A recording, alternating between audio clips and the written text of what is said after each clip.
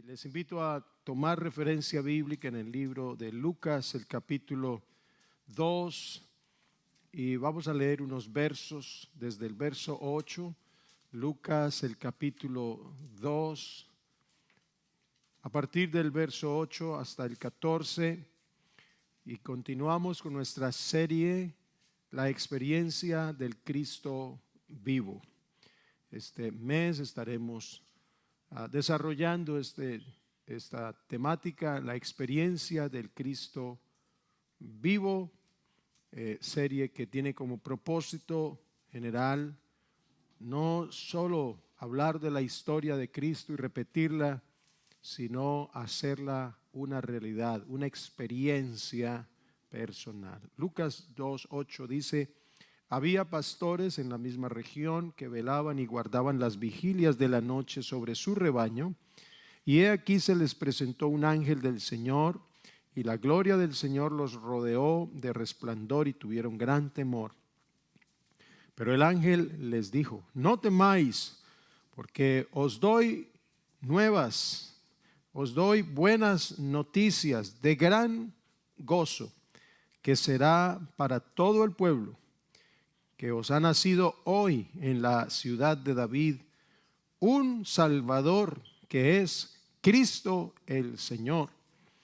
Esto servirá de señal: hallaréis al niño envuelto en pañales, acostado en un pesebre. Y repentinamente apareció con el ángel una multitud de las huestes celestiales, que alababan a Dios y decían: gloria a Dios en las alturas y en la tierra paz, buena voluntad para con los hombres. Oremos al Señor y pidámosle que sea bueno, sea abundante hoy con su palabra. Padre, en esta mañana te adoramos, te bendecimos. Oh Dios, invocamos tu nombre, que es sobre todo nombre. Señor Jesucristo, estamos con la mente y con nuestro corazón dispuestos, Señor, a oír tu palabra. Vivifícanos con tu palabra. Diga conmigo: háblanos, Señor, a la mente, háblanos a nuestro corazón y habla nuestra voluntad, para que podamos entender tu palabra, sentirla y obedecerla. En el nombre de Jesús, amén. La experiencia del Cristo vivo. Después de mirar cómo el Dios único y verdadero se encarnó en el vientre de María para cumplir la profecía de Emmanuel, Dios con nosotros, y las implicaciones del milagro de la encarnación, implicaciones que las aplicamos al hecho sobrenatural que sucedió, particularmente en el matrimonio del sacerdote Zacarías y su esposa Elizabeth, y por la identificación del Dios eterno con la condición humana. Hoy veremos lo que significa el nacimiento de aquel que, siendo niño, al mismo tiempo era el Dios fuerte, el Padre eterno. Hemos dicho que la Biblia es un conjunto de relatos históricos, pero a Dios se le conoce en vivo y en directo, como diría alguien, y a todo color. No solo en los libros, a Dios no solo se le conoce en la Biblia. Usted puede conocer a Dios en su vida, todos los días. También anotamos el hecho de que en el ambiente cristiano, este mes se celebra un suceso histórico trascendental para la humanidad, pero la misma humanidad opaca ese hecho trascendental solo por la tradición, por la cultura. No solamente debe ser algo cultural, sino que debe ser algo que transforme la vida de cada uno. Esa conmemoración no debe quedarse en la tradición religiosa, ni siquiera comercial, sino que debe ser una verdad en nuestra existencia. Os ha nacido hoy en la ciudad de David un Salvador, que es Cristo el Señor. Para hoy entonces veremos la experiencia del Cristo vivo en el pesebre, el nacimiento del Salvador. El pesebre, hay algunas cosas que se han dicho tradicionalmente sobre la historia. El pesebre realmente es un cajón hecho a veces de barro o madera mezclado con paja o piedras y colocado en los establos, y allí le echan el pasto para alimentar a los animales. Ese vocablo griego del cual viene pesebre podía indicar también el establo mismo. En el primer siglo las casas humildes se dividían en solo dos partes. La parte junto a la entrada servía de establo, en donde se daba de comer a los animales de la familia y los protegían del frío y la lluvia. Pero en la parte interior, un poco más adentro y más elevado, entonces era la habitación donde vivía y donde dormía la familia. Entonces ahí estaba la entrada y estaban los animales de la familia y ahí estaban los recipientes, pero así como aquí un poco más elevado arriba, entonces estaba la única habitación donde estaba la familia. Esas eran las características de una casa en aquel tiempo, en aquellos lugares, y seguramente hoy todavía se ven casas como estas. Entonces, Lucas, en el verso anterior de la sección que leímos, dice que el niño nació, y cuando nació lo envolvieron en pañales y lo acostaron en un pesebre, tal vez en uno de esos recipientes donde depositaban la paja y alimentar los animales. Y dice que lo acostaron allí porque no había lugar para ellos en el mesón. Cierto día, dialogando con Josué, le decían que en la escuela, en la universidad, el profesor le habló de esto y le dijo que la tradición histórica remite al acontecimiento a que el Señor o la familia del Señor, José y María, llegaron a un hotel o trataron de llegar a un hotel, a una posada. Y como era el tiempo del empadronamiento o el censo, todos esos lugares estaban llenos. Claro que no podemos pensar en esos tiempos y en esas tierras como los tiempos de hoy, y particularmente en este país donde hay hoteles en abundancia. No era así en esos tiempos. Entonces, la tradición histórica dice que como no había lugar en los hoteles, en las posadas, tuvieron que irse por allá a un establo, y pensamos en un establo, en una construcción hecha de madera, por ahí en un rincón. Ya les dije o les describí cómo es que eran las casas en esos tiempos. Entonces el establo no estaba atrás, lejos, estaba adentro mismo en la casa. Bueno, los que tradujeron esa palabra establo o el lugar donde nació el Señor, le pusieron mesón, que quiere decir posada, pero realmente el término original no es el mesón para hablar de posada, sino catalima, que quiere decir habitación, un cuarto en la casa. No se refiere al mesón como en el caso de la historia del buen samaritano que llevó al herido a un mesón. Ese sí es una posada, un lugar donde los viajeros descansaban. Entonces el mesón del samaritano es diferente al mesón donde nació Jesús. El samaritano fue llevado a una posada. Jesús sencillamente pudo haber nacido en la casa de la familia de José. Era costumbre llegar a la casa paternal, y José vino de Nazaret a Belén para lo del censo, llegó a donde su familia, y como había tanta gente, pues en la habitación de adentro, arriba, ya todo estaba lleno. Entonces a ellos y seguramente a otros les tocó abajo también con los animales, y es allí donde posiblemente nació Jesús. ¿Por qué el ángel llegó a unos pastores? Mateo dice magos. La tradición histórica dice que eran 3. No hay algo que corrobore.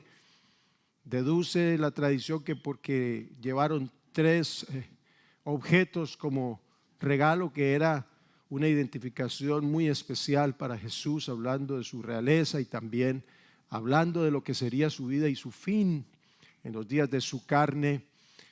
Tal vez eran dos,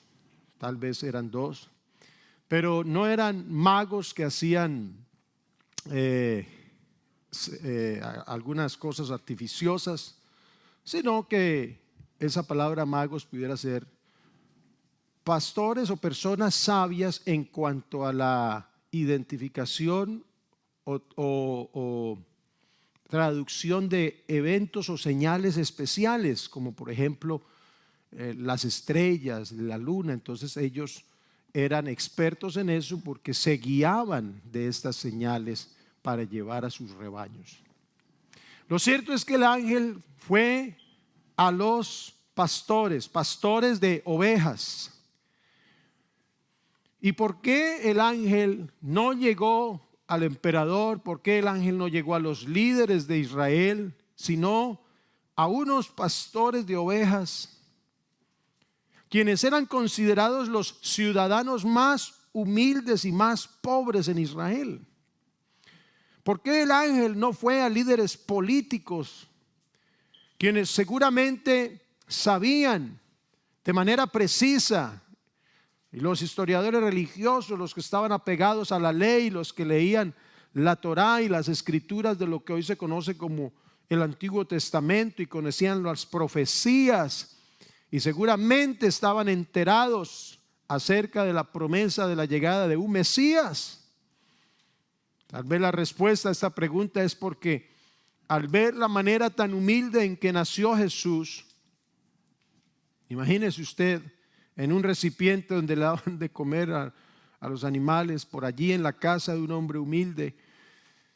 Entonces, si el ángel le aparecía a ellos, diciéndole las señales de las circunstancias humildes en que nació Jesús, los grandes líderes de Israel, quienes para la época estaban en una condición de alejamiento, frialdad espiritual, no creerían a este anuncio, y menos creerían que ese niño nacido en esa humilde casa en la parte de abajo, allí con los acompañados a veces de otros animales, no creerían que ese fuera el gran Cristo, no creerían que ese sería el gran libertador, el gran Mesías que estaba esperando Israel. De hecho, fueron los mismos religiosos de Israel quienes lo entregaron a la muerte.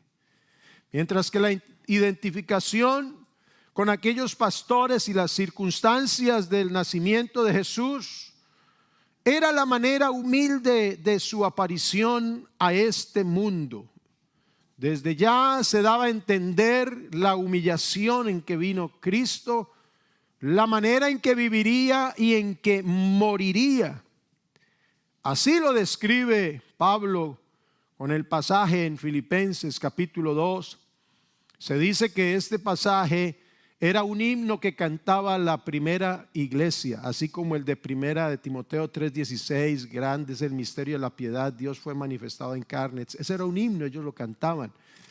La iglesia primitiva cantaba declaraciones muy doctrinales, y este de Filipenses 2 era otro himno que para los teólogos ahora la llaman la kenosis de Dios, pero dice: que haya en ustedes, verso 5, el mismo sentir que hubo en Cristo Jesús, quien siendo en forma de Dios no estimó el ser igual a Dios como cosa a que aferrarse, sino que se despojó a sí mismo, tomó forma de siervo, se hizo semejante a los hombres, y estando en la condición de hombre, se humilló a sí mismo y se hizo obediente hasta la muerte, y muerte de cruz. Descrita la manera humilde y las condiciones en que viviría este Mesías, este libertador. Algunos han dicho que es Jesús, que estaba al lado derecho del Padre, que en su kenosis o en su vaciamiento, es lo que quiere decir kenosis, vaciamiento, entonces se vació la divinidad de Jesús, del Hijo Eterno, se vació en ese cuerpo que el Espíritu Santo engendró en María, pero eso no es cierto porque no está de acuerdo a las Escrituras. El Hijo no es eterno con el Padre porque en la eternidad solo hay un Dios, el Espíritu que lo llena todo, el Espíritu que lo cubre todo, el que habita la eternidad. Yo dije el domingo que si Él lo cubre todo, no hay un espacio ni siquiera para su Hijo, porque Él es Dios, Él es único e indivisible. Cuando dice que siendo en forma de Dios, no está hablando de una coigualdad, coeterno con el Padre, no, igualdad en sustancia, no, que quien siendo en esencia, esa palabra forma, debería decirse quien siendo en esencia Dios, entonces no estimó el ser igual a Dios, no se aferró a eso, y por eso Él, dice Pablo, que siendo rico se hizo pobre, porque se vistió de humanidad y con su pobreza, con su humanidad, nos enriqueció a nosotros porque nos dio el regalo invaluable de la vida eterna. El Señor en repetidas ocasiones hizo referencia a los pequeños, a los humildes, porque es que dice, ¿cómo es que dice Isaías? El que habita la eternidad y el que está con el corazón humilde y con el corazón quebrantado, que Él mira de lejos al altivo, pero al humilde lo mira aquí de cerca, que al altivo lo desecha, pero que recibe al humilde. El Señor hizo referencia a aquellos pequeños, no temáis manada pequeña. Es decir, pequeños hablaba refiriéndose a aquellos que no se consideraban grandes por tener alguna condición económica o religiosa o intelectual, sino que se refería a aquellos pequeños, a aquellos niños a quienes se les reveló la grandeza de la gloria de Dios manifestada en Cristo, quienes entendieron, y diría yo esta mañana, quienes hemos entendido el ministerio de este santo Mesías. 1 Corintios capítulo 2 versos 6 al 8 dice: sin embargo, entre los que han alcanzado la madurez, sí hablamos con sabiduría, pero no con la sabiduría de este mundo, ni la de sus gobernantes, los cuales perecen. Más bien hablamos de la sabiduría oculta y misteriosa de Dios, que desde hace mucho tiempo Dios había predestinado para nuestra gloria. Sabiduría que ninguno de los gobernantes de este mundo conoció, porque si la hubieran conocido, nunca habrían crucificado al Señor de la gloria. Por eso es que el ángel fue enviado a aquellos humildes pastores. Cuidaban sus rebaños, pero ellos sabían bien de la profecía y estaban buscando las señales, y vieron aquella estrella en el cielo y estaban inquietos. Los gobernantes religiosos estaban preocupados por sus vestiduras, por su apariencia, por los ratings, por cuántos likes tenían en sus páginas sociales, y estaban impregnados de su orgullo religioso y de su legalismo. Pero estos hombres humildes estaban mirando al cielo, esperando que del cielo viniera la gloria de Dios, que pudiera restaurar sus vidas, sus almas. Los líderes religiosos y políticos esperaban un Mesías que reuniera un gran ejército y entonces se levantaran contra el imperio romano que los subyugaba en ese tiempo. Pero estos humildes pastores estaban esperando ese Mesías que vendría a levantar sus almas y a restaurar sus espíritus a la presencia del Señor Jesucristo. Y por eso a ellos les llegó el anuncio: les doy buenas noticias. No eran fake news, no eran noticias manipuladas, eran noticias reales. Os ha nacido hoy en la ciudad de David un Salvador, uno solo, y ese Salvador es Cristo el Señor. Esa es una buena noticia para ellos. Para nosotros tal vez no lo era, no lo entendíamos. Pero cuando estábamos aunque no viví una vida tan convulsionada en el mundo como algunos, pero algunos estaban hundidos, sumidos en la desgracia más horrible. Y llegó alguien y les dijo: yo te tengo una buena noticia. El Cristo que nació hace 2000 años está vivo y puede nacer en tu corazón. Un Salvador, Cristo el Señor. Esta mañana lo más grande que alguien puede experimentar es que en su corazón nazca ese Cristo vivo, porque es nuestro Salvador. Alabanzas al Señor Jesucristo. El anuncio del ángel a aquellos pastores que cuidaban sus rebaños contiene la revelación de estos 3 títulos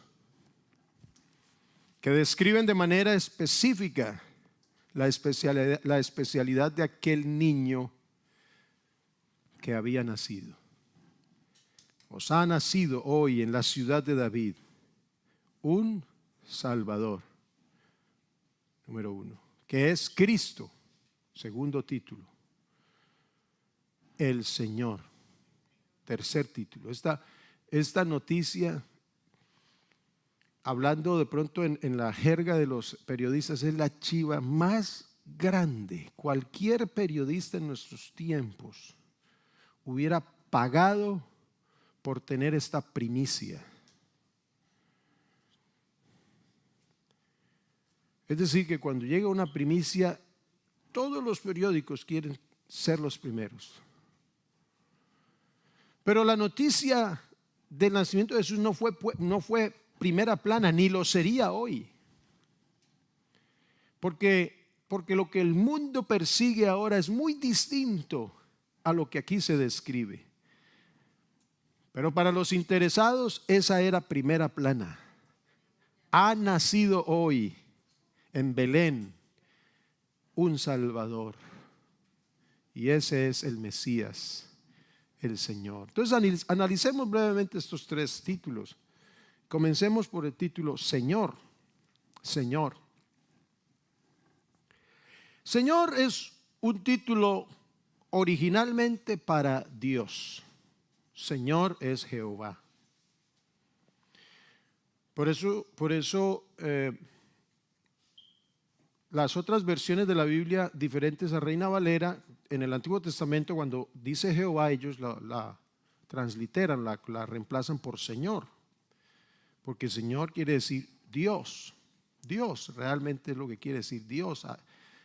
Adonai, Señor, dueño, amo, el único, el Altísimo, por decirlo de esa manera. Y en muchos versos donde aparece la palabra Señor en el Nuevo Testamento, es como por el asunto del griego, sobre todo, pusieron Señor cuando en menciones del Antiguo Testamento se refería a Jehová, a Yahvé o al yo soy, para que toda lengua, porque dice que Dios lo exaltó hasta lo sumo, hablando de ese himno, capítulo 2 de Filipenses, lo exaltó hasta lo sumo y le dio un nombre que es sobre todo nombre, para que en el nombre de Jesús se doble toda rodilla, lo que está en el cielo, en la tierra y debajo de la tierra, y toda lengua confiese que Jesús es Él. Pero entonces diría que Jesús es Jehová, o Adonai, o Yahvé. Señor es un título originalmente para Dios. Y el propósito del mensaje no es profundizar ni etimológicamente, ni lo que significan estos títulos, pero para que nosotros en esta mañana identifiquemos lo grande de esa noticia y de ese acontecimiento, más allá de ponerle unos regalitos, una lucecita y comer natilla, buñuelo, lechona o lo que sea. Nos comemos todo eso, claro que sí. Pero hay algo grande, hermano, cuando nace Cristo en el corazón de una persona. Y Él puede nacer en enero, en febrero, en marzo, en abril, cualquier día. Utilizo esas palabras. Entonces, recordemos que en el libro de los Hechos, capítulo 2, el Espíritu Santo viene sobre unos hermanos, dice que unos 120 que estaban en el aposento alto, en un aposento alto. Esperando la promesa del Padre, vino el Espíritu Santo. Dice que hablaron en lenguas y en la fiesta llamada de Pentecostés, mucha gente que había venido, judíos que venían desde otros lugares, oyeron una algarabía y dijeron: estos están ebrios.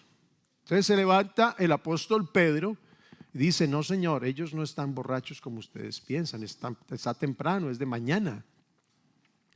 Claro, con eso Pedro no estaba justificando que sí se puede emborrachar, pero en la noche. No, eso no es lo que quería decir, sino que comúnmente los que se emborrachan lo hacen en la noche. Y entonces dice: es que esto es lo que se cumple profetizado por Joel, que dijo que en los postreros días derramaría Dios de su espíritu sobre toda carne, etc.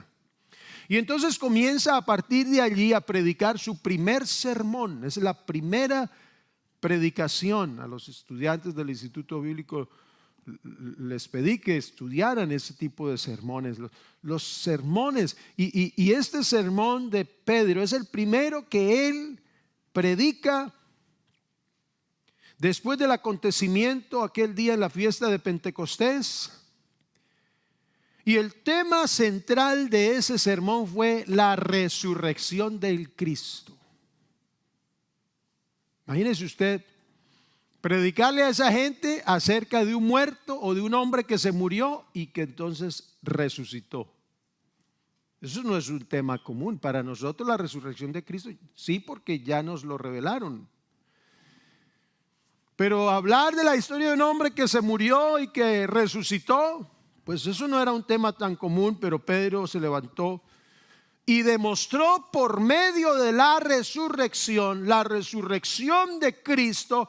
Él demostró que ese Jesús era el Señor, era Dios, era Emmanuel, Dios con nosotros, que vino, y que Él era el Mesías para Israel y para el mundo. Por eso la conclusión del sermón está en el verso 36.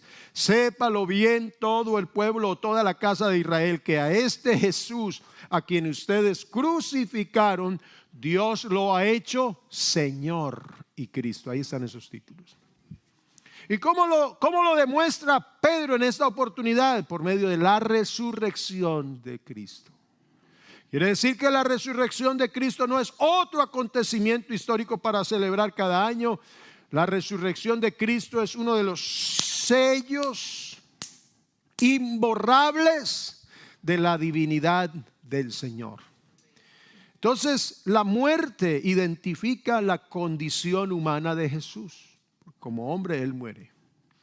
Y Hebreos 2 nos dice que para eso el Señor se manifestó en carne, para que por medio de la muerte pudiera destruir al que tenía el imperio de la muerte. La muerte identifica a Jesús en su condición humana, pero la resurrección define su divinidad. Porque Jesús es el mismo yo soy del Antiguo Testamento, y por esto Él puede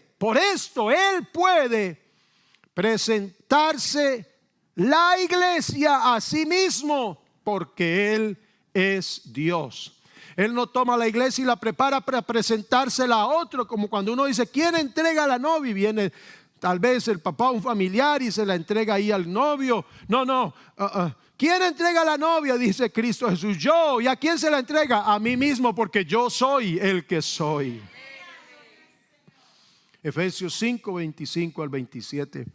Esposos, amen a sus esposas, porque está tomando eso para hacer esa comparación. Esposo, amen a sus esposas, así como Cristo amó a la iglesia y se entregó a sí mismo. Mire esa frase: se entregó a sí mismo por ella, para santificarla, y la purificó en el lavamiento del agua por la palabra, a fin de presentársela. Se entregó a sí mismo por ella, a fin de presentársela a sí mismo como una iglesia gloriosa, santa e intachable, sin mancha, ni arruga, ni nada semejante. En su condición humana, Él se entregó en sacrificio, en ofrenda. Pero ¿a quién se entregó? A sí mismo, porque no hay otro sobre Él. ¿Usted alguna vez se ha dado un regalo a usted mismo?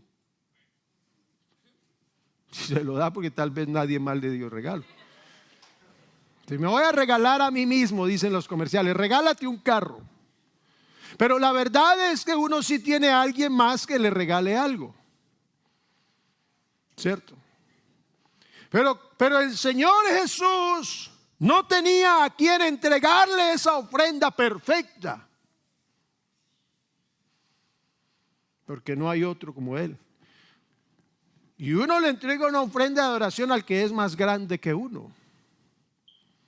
Pero Él no tenía otro más grande que Él es el único. Entonces Él se entregó a sí mismo. Por eso se manifestó de manera humana. Y en esa condición compró la iglesia con su sangre. Pero en su condición divina como el Señor la santifica a su iglesia. ¿Para qué? Para presentársela a sí mismo. Él mismo se regala a la iglesia. Porque es que Él no tiene otro más grande que Él que le regale algo. Él es el dador de todo. Él es el Padre de las luces, de quien viene todo regalo, toda buena dádiva viene de Él. Entonces Él dice, bueno, yo me voy a hacer un regalo precioso. Entonces me voy a comprar ese regalo, pero para comprarme ese regalo, las almas de los hombres, tengo que vestirme de carne, porque el precio es dar la vida. Dar la vida. Y en esa humanidad, Él se ofrece a sí mismo. Esa ofrenda, en esa voluntad, somos santificados. Y entonces Él compra la iglesia y comprada la iglesia comienza a prepararla bien bonita, bien preciosa. La palabra de Dios nos adorna, nos da la forma especial, nos limpia, nos purifica, nos quita las manchas de nuestro carácter, de nuestra alma, porque Él se la va a presentar a sí mismo. Entonces la resurrección es el sello que ratifica el señorío de Cristo. El señorío de Cristo. Por eso le dio un nombre que es sobre todo nombre, para que en ese nombre se doble toda rodilla, toda persona, y los ángeles y todo ser creado tiene que reconocer quién es el Señor, el único Señor, el Señor de los señores. Y Pedro dijo, este Jesús es ese Señor. Por eso os ha nacido hoy en la ciudad de David un Salvador, que es Cristo el Señor. Es una tremenda noticia. El segundo título es el Cristo. Cristo en el hebreo es Mashiach o Mesías, Mesías. Griego Christos o Christos, que significa ungido. Mesías, ungido, Cristo, Mesías, ungido, Mesías, ungido. Es lo mismo. Cristo es el Mesías, el ungido de Dios. Y este es un título oficial del Señor Jesús, único para Él, el Cristo. Particularmente Mesías lo describe a Él desde su origen de realeza. Porque después de que David fuera rey en Israel, lo sucedió Salomón. Pero estando bajo el reinado de Salomón, Israel se dividió. Una escisión del reino, se divide, se escinde, se parte en dos. Y entonces esas dos casas quedaron con dos reinos y eso comenzó a desbaratarse. Hasta llegar a ese reino a ser nada, sin tierra y sin rey, sin nada, cautivos por Asiria, por Babilonia, etc. Pero cuando David era rey, Dios hizo un pacto con él y le dijo: de tu casa se sentará uno que será rey perpetuamente. Entonces ese anuncio, ese pacto se convirtió en una profecía mesiánica para aquel descendiente de David. Por eso es que el ángel le dice a los pastores: os ha nacido, les doy una buena noticia, porque ha nacido en la ciudad de David. Entonces esas eran las características, y por eso Israel, sobre todo en el exilio allá en Babilonia, comenzaron desesperadamente a esperar la llegada del Mesías, de un libertador, de alguien que los reuniera y los trajera otra vez a su tierra, les devolviera todo eso y ellos volvieran a ser nación y volvieran a ser un gran reino y fueran cabeza de naciones según lo que se les había prometido, sobre todo a Abraham. Cristo Mesías entonces nos habla de esa designación en la realeza de Él. Un libertador, un caudillo. Y durante siglos los profetas de Israel habían predicho, habían anunciado, vaticinado la venida de un Mesías. Y desde Adán hasta Malaquías, recuerde Génesis 3:15, lo mencionamos el domingo pasado, hasta Malaquías, todo ese Antiguo Testamento, los profetas hablaron del día en el que Dios, el Dios de Israel, vendría a la tierra, tomaría sobre sí carne, se tornaría en el Salvador y en el Redentor de su pueblo. Y la profecía de Isaías representa la idea de un Mesías y el sentir que tenía el pueblo. ¿Cuándo llegará el Mesías? ¿Cuándo llegará el Mesías, el enviado, nuestro libertador? Porque estaban cautivos, desposeídos de su tierra, estaban humillados, subyugados, y esperaba todo israelita esperaba, toda persona judía esperaba el advenimiento de ese Mesías, de ese libertador.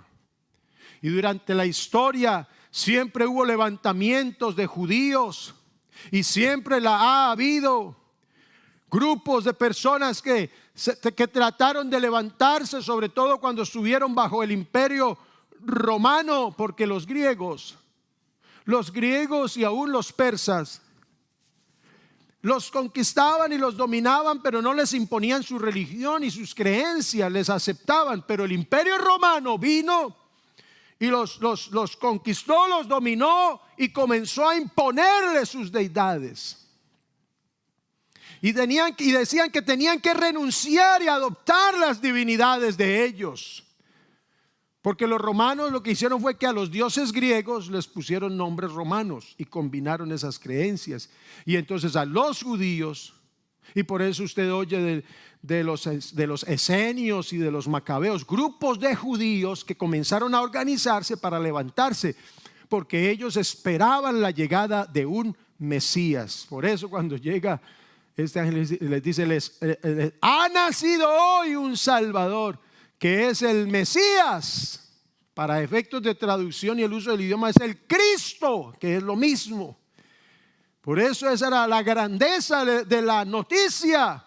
Pero repito, si ellos hubieran ido a los líderes religiosos y políticos, hubieran comenzado a organizar gente para levantar un grupo, o tal vez a reunir el dinero y a decir, bueno, ya viene el Mesías y este es el que nos va a organizar en ejércitos y vamos a derrocar ese imperio y vamos a ser libres, etcétera. Pero imagínense decirles en las condiciones en que nacería ese Mesías. Por eso no iban a creer. Por eso no iban a creer. Entonces el título Cristo identifica la misión de Jesús como libertador. Señor lo identifica en su divinidad, en su naturaleza. Mesías o Cristo lo identifica en su misión. Aquel a través del cual se recibiría la liberación de este cuerpo mortal para entrar a la vida eterna. Esa era la misión de Cristo. La revelación que le da Jesús a la hermana de Lázaro. Usted recuerda la historia, Juan capítulo 11. El amigo de Jesús murió y Jesús llega 4 días después. Señor, si hubieras estado aquí, mi hermano no hubiera muerto. Y entonces Jesús le da una tremenda revelación a María, a Marta. Y entonces le dice, Marta, tú tienes que creer que yo soy la resurrección y la vida. El que cree en mí, aunque esté muerto, vivirá. Entonces Jesús le da una revelación a ella. Y entonces, de hecho, Jesús estaba pronto a realizar el milagro de la resurrección física de Lázaro. Y le dice: Marta, tu hermano resucitará. Y Marta le dice: yo sé que resucitará por allá, el día de la resurrección, en el día final, en el día postrero, porque ellos creían en eso. El tema de la resurrección y la promesa está desde el Antiguo Testamento. Y Marta dijo: sí, yo sé que resucitará, pero pues allá. Y entonces mire lo que le dice Jesús.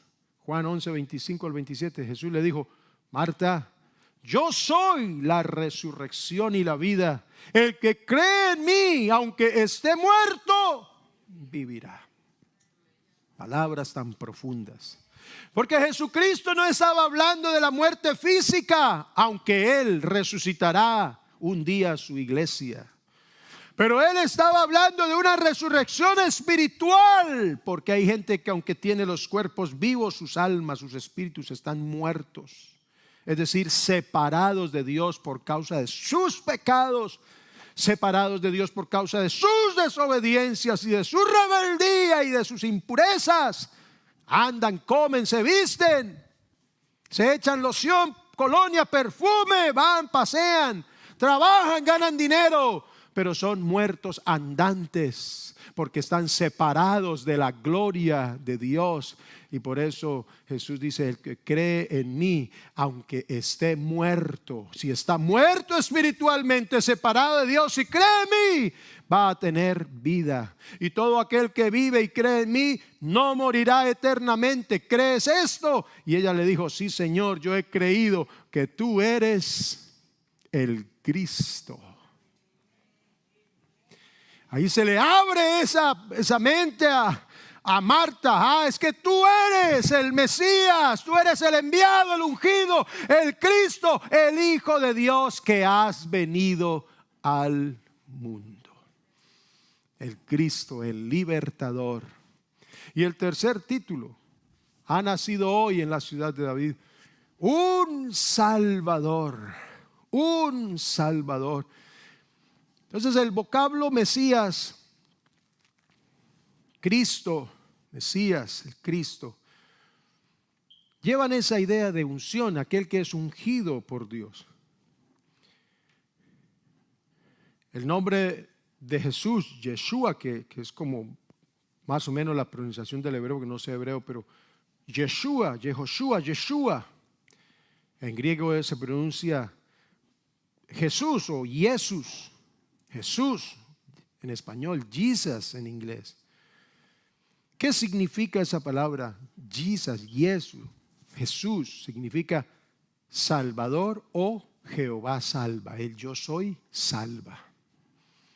Con esa sola traducción de ese nombre ya nos dice quién es Él. El Salvador, el liberador. Por eso es que a Él se le dice Jesucristo o Jesús el Cristo. Es esa contracción de esos dos términos, del nombre y del título. Jesús, Cristo o Jesucristo, y denotan aquel que es ungido por Dios para salvar o para librar al pueblo. Cuando usted le dice Señor Jesucristo, le está diciendo los mismos títulos que le dijo el ángel a los pastores. Señor Jesucristo, Él es el Señor, Él es el ungido, Él es el Salvador. Y el ángel del Señor se le apareció a José.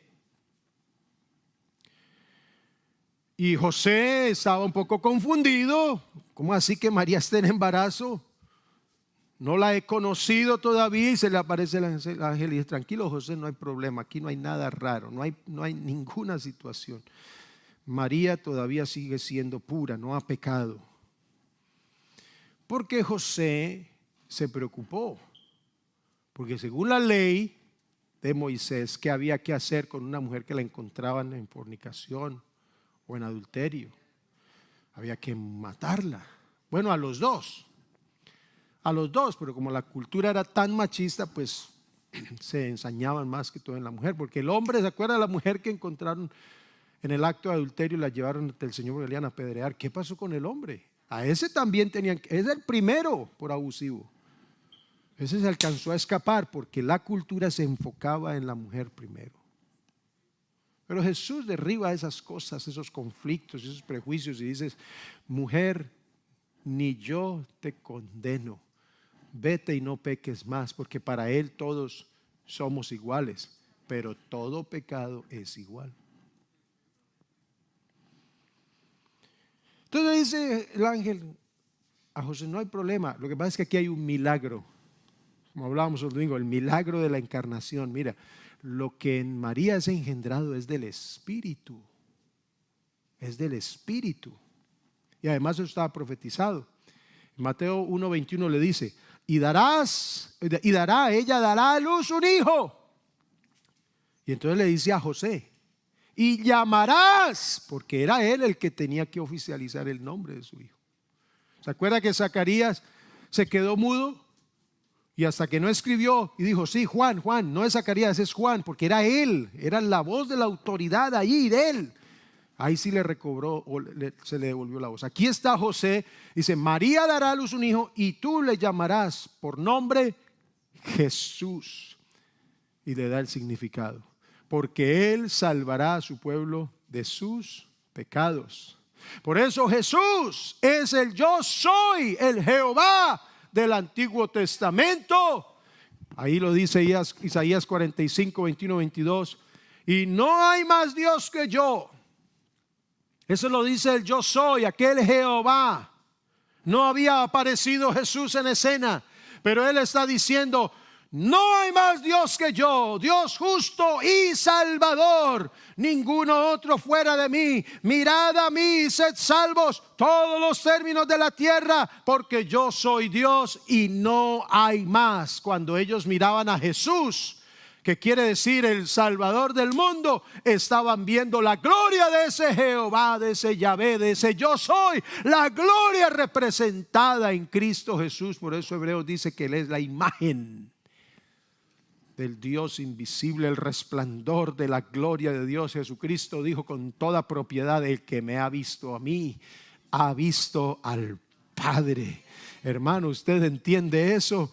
Si lo entiende, siéntase bienaventurado, porque no se lo reveló aquí ninguna persona, ningún maestro de instituto, ningún predicador, ningún pastor, sino que eso se lo ha revelado a usted el Espíritu Santo de Dios en su mente, en su cerebro, gracias a su fe.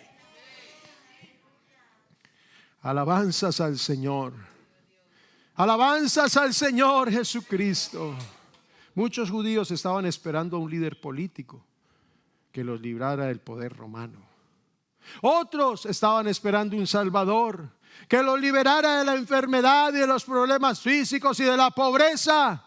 En cambio, el anuncio del ángel a aquellos pastores se refiere: os ha nacido en la ciudad de David un Salvador, el Salvador que los liberaría de la ley, del pecado y de la muerte. Él es el Salvador, Él es el libertador. Él puede liberarte de alguna cadena de enfermedad, Él puede liberarte de alguna cadena emocional, mental. Él tiene el poder para hacerlo. Él puede liberarte de alguna necesidad económica, algún problema familiar, cualquier vicio. Pero lo más grande es que Él es el Salvador del mundo. Él vino para romper la cadena de pecado, la cadena de maldad, y para liberarte de la muerte, porque la paga del pecado es la muerte. Todo pecador tal vez no se muera ahora mismo ya, pero le espera un día. Ayer estábamos en el sepelio de la hermana Adelfa Vides, mamá del pastor Byron Vides, pastor en Chicago. Y ahí estábamos frente a ese féretro y fuimos al cementerio, y me acordé yo de esos textos, de ese texto de la Biblia: no hay armas contra esta guerra. Y les decía yo a todos los asistentes: todos tenemos que pasar y hacer la fila para llegar aquí. Todos, es ineludible. ineludible. Pero este Salvador, este Cristo, este Mesías, no ha venido para enfrentarse a un emperador, a un presidente, a un gobierno, a un ejército civil o militar. Él vino para enfrentarse a las mismas potestades de las tinieblas, a los espíritus endemoniados, a los espíritus malignos que tenían subyugado a la humanidad. Y por eso Él dijo: muerte, yo seré tu muerte, sepulcro, yo seré tu aguijón. Y a los espíritus malignos y a todos los demonios los exhibió públicamente, triunfando sobre ellos en la cruz. Por eso Él es el Señor, es el Salvador, es el Cristo. Y yo le adoro, y usted le alaba, y usted le aplaude, y usted le glorifica, porque Él nos liberó del pecado y de la muerte. El que cree en mí, aunque esté muerto, vivirá. Por eso, hermanos, Él es nuestro Salvador. El apóstol Pablo nos dice que Jesucristo es nuestro Salvador, quien quitó la muerte, la corrió, como cuando usted corre algo que no quiere y lo bota así, porque lo que usted aprecia lo levanta con cuidado con sus manos. Por eso la Biblia dice: retén lo que tienes, reténgalo, retenga lo que tiene, esa salvación, cuídela, no la deseche con sus acciones, con su indiferencia, con su pecado. No la tire, no la trate con los pies, no pisotee la sangre de Cristo, sino que Él reténgala entre sus manos. Este regalo precioso de la salvación, que no la puede comprar ni el más rico de este mundo, pero Él nos la regaló. Reténgalo, reténgalo, porque Él quitó la muerte y sacó a la luz la vida y la inmortalidad por medio de la buena noticia. Ha nacido hoy en la ciudad de David un Salvador, que es Cristo el Señor. Pónganse en pie. Amigo, hermano, que usted está ahí en la transmisión, crea que Jesucristo es el Salvador.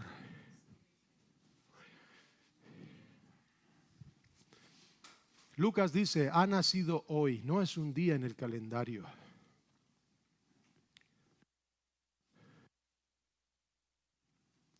No es un día de 24 horas. El nacimiento de Jesús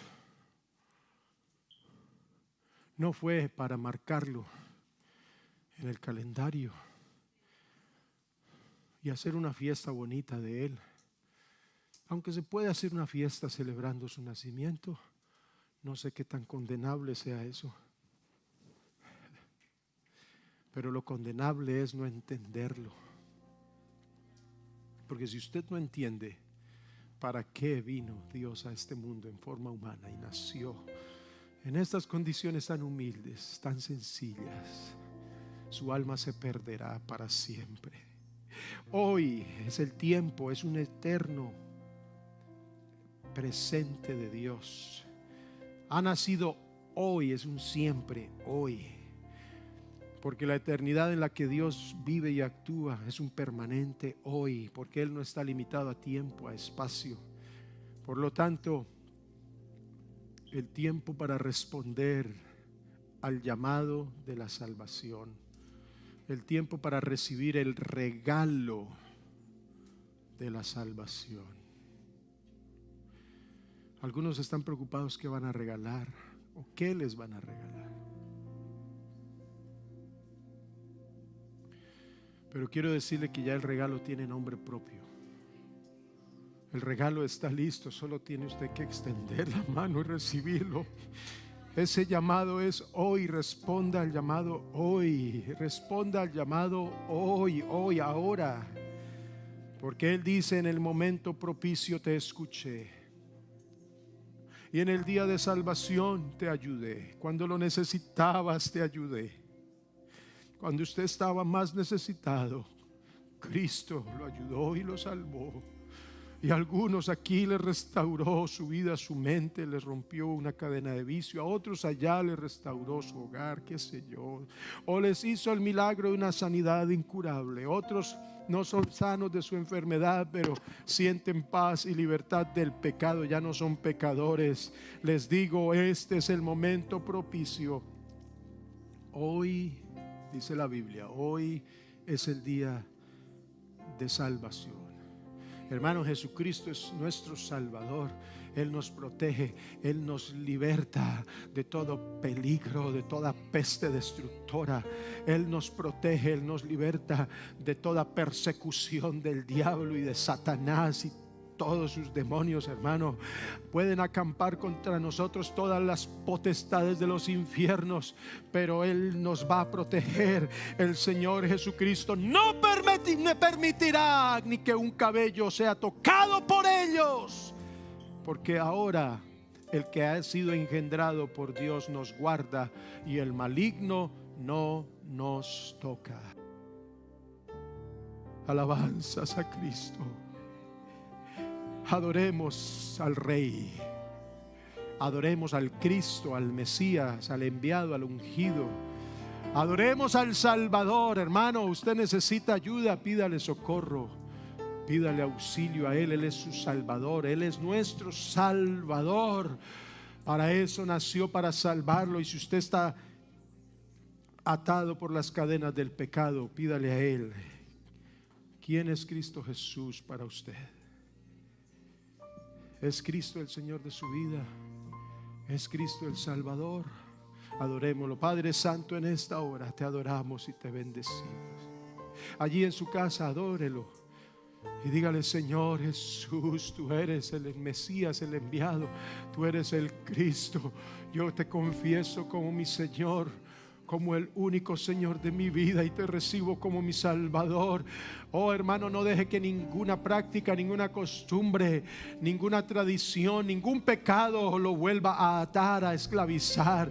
Que Cristo Jesús lo salve. Amigo, usted que está encerrado por cadenas de pecado y de maldad, muerto en sus pecados, deje que Jesucristo lo resucite, que sea Él su Salvador. Adorémoslo, adorémoslo, adorémoslo, adorémoslo, y dejemos que Él opere el milagro de la salvación en este momento. Todos los que están viendo esta predicación, en el nombre de Jesucristo, están experimentando allí donde se encuentren, y aquí en este auditorio todos estamos experimentando la presencia poderosa del Dios Salvador. Aleluya.